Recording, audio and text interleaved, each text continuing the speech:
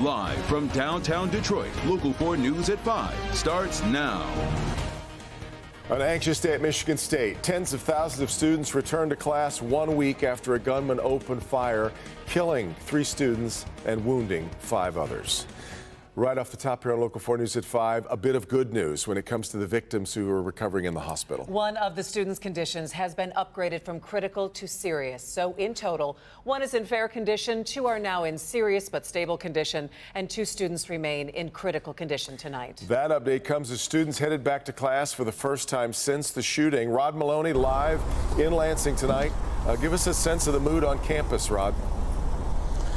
Well, there was a lot of anxiety, Devin, I won't deny that, but there were some smiles as well, some people glad to be getting back to class. But we're here at the Capitol because a lot of students skipped class and came out here. It was a very emotional afternoon here, and then they all went back to class. And so it's one of those situations where the students are saying, hey, we need to be heard, and they were.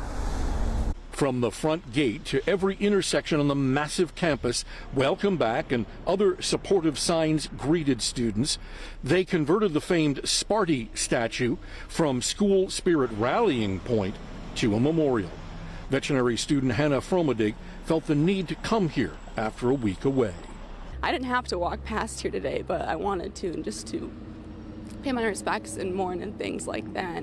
She admitted she was leery starting classes back up, as was graduate student Gabriel Alvarado, outside where the shooting happened a week ago. A bit scared, you know. I kind of wish that things were maybe virtual for another week or so, just so that we can be more accustomed with coming back. I know some of my friends don't quite feel safe coming back yet, but it seems like, you know, MSU's been accommodating and really supportive. Over in front of the student union, the atmosphere had more smiles. Students drawing on the sidewalk with chalk, provided by a brigade of volunteer parents who also gave away food, moms offering hugs, puppies offering a happy tail wag. I think it's really sweet that we have a really strong sense of community here right now. Here, students like Megan Hovarth seem to feel a little bit more at home. I'm pretty up for it because I think, for me personally, I just need to get back in a routine. I mean, obviously it's going to be hard, but I think it's nice to just be back in, you know, my regular life, I think.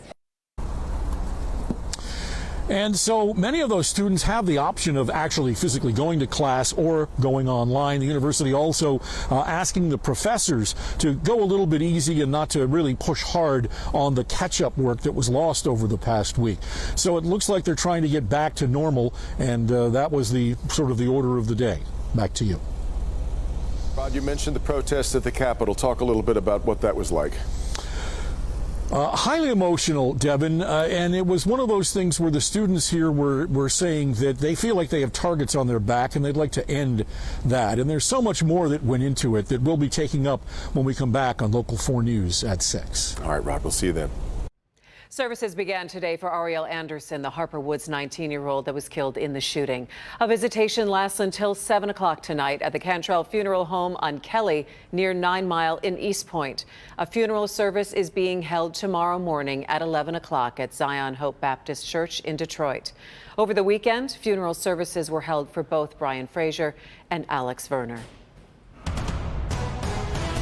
All right, now breaking news from Turkey and Syria, where another big earthquake has hit the area, devastated by the earthquake of 2 weeks ago. Turkey's interior minister says at least 3 people have been killed, more than 200 hurt. This earthquake, being measured at 6.4, centered in one of the worst hit regions of the 7.8 magnitude quake that hit earlier this month. 45,000 people were killed in that quake. Former President Jimmy Carter remains at home, surrounded by family and friends as he starts receiving hospice care. The Carter Center says the 98-year-old decided to forego additional medical attention after several short hospital stays. People are paying their respects to the former president at a Baptist church in Plains, Georgia, where he taught Sunday school since he left the presidency in 1981. Carter survived cancer in his 80s, and he is the longest living president in American history.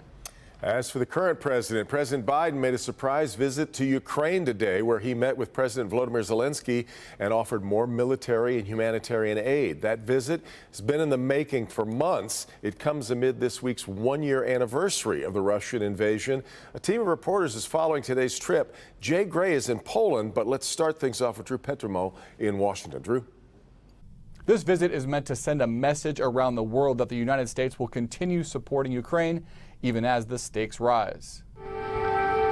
Air raid sirens blared as Presidents Biden and Zelensky walked the streets of Kyiv, the two men visiting the Wall of Remembrance that honors fallen Ukrainian soldiers. I thought it was critical that there would not be any doubt, none whatsoever, about U.S. support for Ukraine in their war against the brutal attack by Russia. During the visit, President Biden announcing $500 million in new aid to Ukraine for ammunition, weapons, surveillance systems, and to bolster energy infrastructure that's been a constant target of Russian attacks. American society, being from the very beginning of this tragedy, from the very beginning of this full-scale war, from the first days being together with us. The president visiting a war zone required months of meticulous planning. NBC News correspondent Jay Gray is on the border of Ukraine and Poland with more on how the White House pulled it off. And Drew, we're learning a lot more about the president's secret trip to Kyiv now. After the transatlantic flight on Air Force One, the White House says he took a 10-hour train ride to get to Ukraine. We also know from U.S. officials that there was coordination between the Kremlin and White House ahead of the president's trip. Russian media is reporting that President Putin himself guaranteed that there would be no strikes while President Biden was on the ground in Kyiv.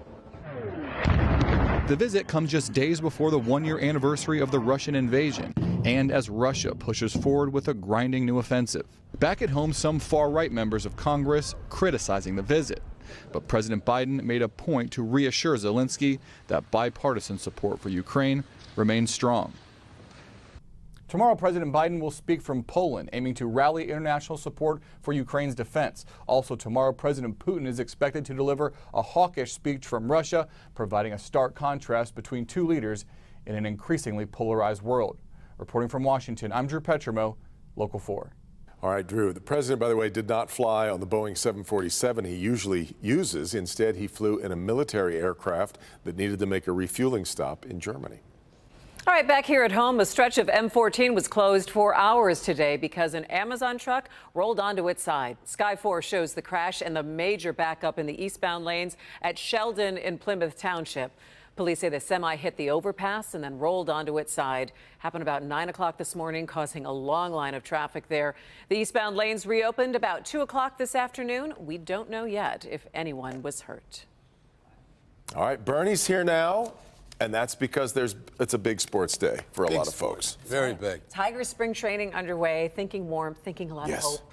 Always. A lot of finger crossing. A lot of hope. We're going to need a truckload of hope, I got a feeling, with this team. But people begin thinking about spring training as soon as the previous season's over. For the Tigers, that happened way too early last year when they lost 96 games. So the entire team on hand today for their first workout in Lakeland. We've got highlights. The team has undergone an overhaul since last season, and they continue to rebuild and won't stop because they need players. They need talent. Manager A.J. Hinch admits he's not thrilled, but then again, that's every spring the way the manager is.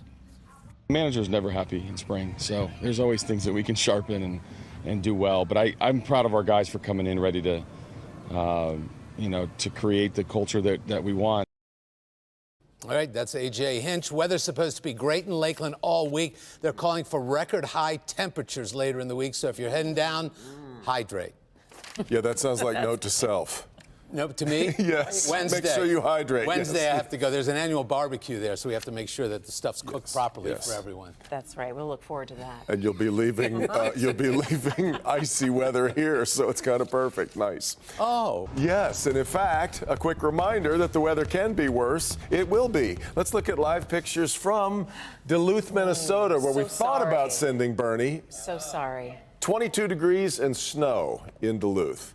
So we'll take 45 and sunny. That's not so bad, but things are going to change. Yeah, because it is a reminder. It is still February, so let's get over to Kim Adams. We've got a winter storm watch coming, Kim, right? Yeah, I'm getting really suspicious that Bernie's been working on a meteorology degree behind our back because he always seems to time things out where perfect timing, he's moving out. Going to Florida. Oh, it's a coin toss, yeah. It's a coin toss. Well, same diff. Anyway, I'm kidding. 45 degrees in Metro Detroit. 9 years of college. I mean, come on. 44 at the City Airport, 43 at Pontiac, 41 in Mount Clemens. I still have the student loans to prove it. 10 degrees below where we were yesterday. So it's a little colder today. We were in the 50s yesterday. Today, only the 40s. But I don't know about you. I mentally packed away winter and it felt like spring was right around the corner, but Mother Nature's saying not so fast. Tonight we drop down into the low 30s, but Wednesday at noon we go under a winter storm watch that continues until Thursday at noon as we expect rain, freezing rain, and snow, and the possibility of some significant icing. So that's something we are going to be tracking. I will show you that storm system coming up in the forecast. But it's a really good time for you to download our Forewarn Weather app before this event comes because it's really specific as to where you live on Wednesday and Thursday, whether or not you see rain, heavy snow, or significant ice. And it all depends on where you're located in southeast lower Michigan. And your Forewarn Weather app will give you a forecast tailor-made for your neighborhood. Just go to your favorite app store and type in WDIV.